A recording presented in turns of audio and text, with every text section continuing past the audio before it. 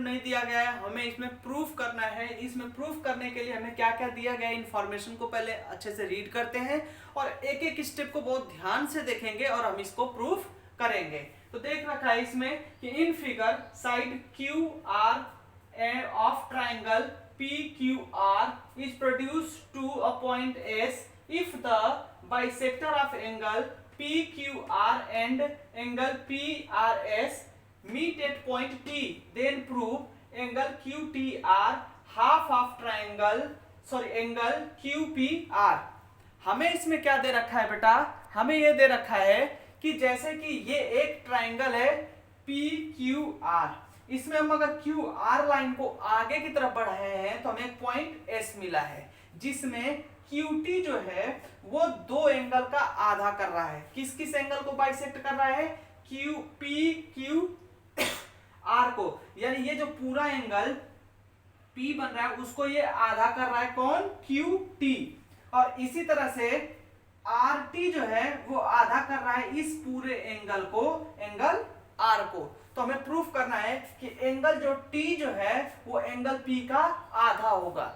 हालांकि मैंने बताया बेटा कि इसमें कोई न्यूमेरिकल वैल्यू नहीं दिया गया, लेकिन आपको समझाने के लिए मैं आपको बताता हूं कि क्या दिया गया है। हमें इस फिगर से ये प्रूफ करना है कि अगर फॉर सपोज ये कोई एक ट्राइंगल है, अगर मैं इस ट्राइंगल की इस वाली लाइन को आगे की तरफ बढ़ा दिया और इस एंगल का आधा किया और इस एंगल का भी आधा किया, ये जहां जाकर के मिलते हैं तो यहां पर जो एंगल बनता है वो जो एंगल होगा, ये वाला जो एंगल होगा वो इसका आधा होगा। आधा का मतलब, हाफ का मतलब क्या बेटा कि अगर यहां पर 60 बना होगा फॉर सपोज एक एग्जांपल के तौर पे, तो यहां पर 30 डिग्री आना चाहिए।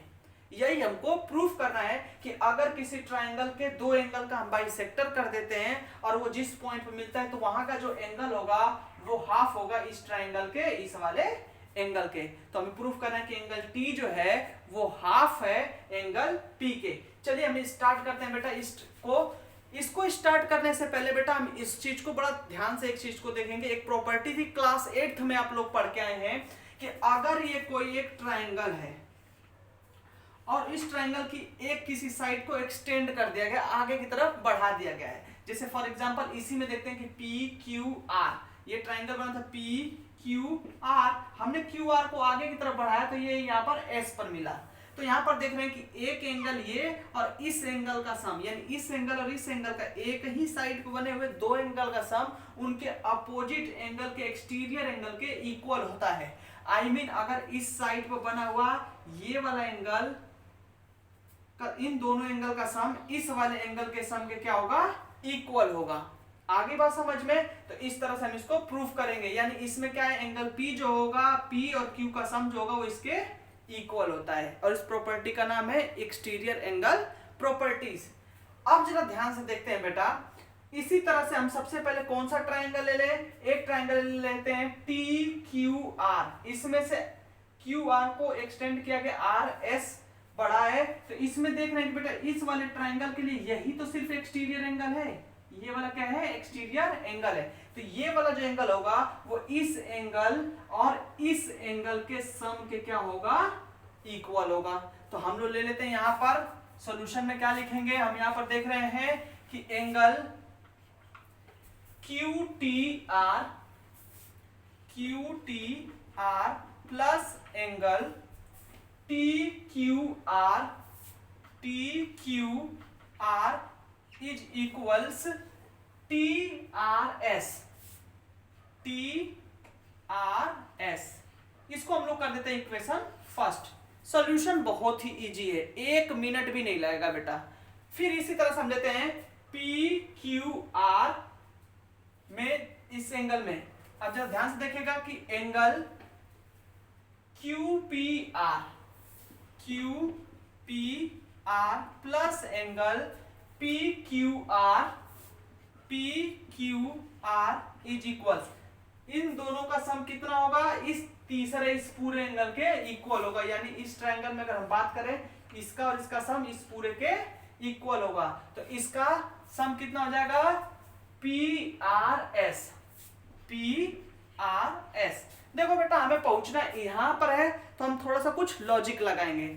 हम लोग क्या करें, इस पूरे टर्म में 2 से डिवाइड कर देते हैं, यानी इसमें भी 2 से डिवाइड कर देते हैं, इसमें भी 2 से डिवाइड कर देते हैं और इसमें भी 2 से डिवाइड कर देते हैं।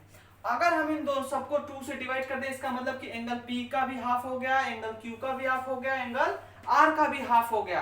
तो अब जरा आप लोग बताइए कि QT जो लाइन है वो हाफ ही तो है एंगल Q का, इसका मतलब कि एंगल PQR की जगह पर हम लिख सकते हैं एंगल TQR, यानी एंगल इस Q के जगह पर हम लोग क्या लिख सकते हैं, देखो एंगल QPR तो बाई 2 को तो हम ऐसे रहने देंगे, प्लस इसके जगह पर हम लिख सकते हैं TQR, angle TQR is equals PRS यानी R का पूरे का आधा किया गया था, TRS लिख सकता हूं, इसके जगह पर क्या लिख सकता हूं, TRS।